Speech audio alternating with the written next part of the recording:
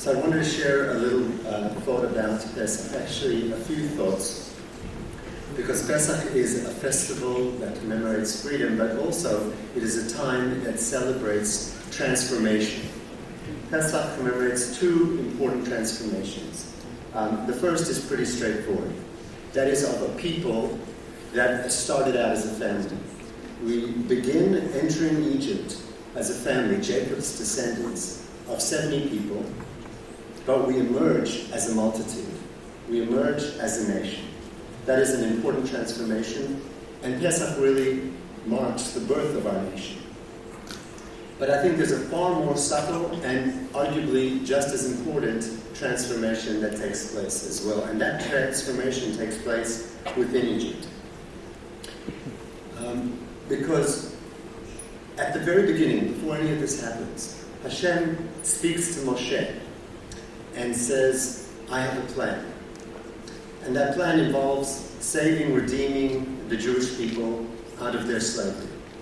And Moshe is reluctant, but he's convinced because he knows who's on his side. And Moshe takes this plan to the Jewish people, and he hits a brick wall. Because the Torah says, V'lo shamu, they could not hear Moshe's plan, God's plan. They simply couldn't hear it. They couldn't take it on board. And the Torah uses two phrases. Mikotzer ruach u'me'avadah kasha. They were overwhelmed, so steeped and overwhelmed in their work, in their slavery. Just surviving was all that occupied their minds. But also it speaks about kotzer ruach, diminished spirit. The inability to see beyond the next day. The inability to see a brighter future. The inability of dreaming. They've lost the ability to dream. And so they can't hear Moshe's talk about grand visions of redemption and saving.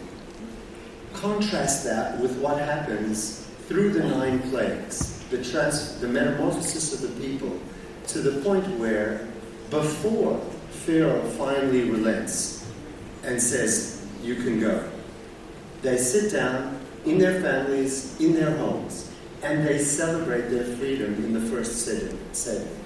They actually manifest that which it is that they hope will be the case. They expect it to be the case, and they act as if it already has happened.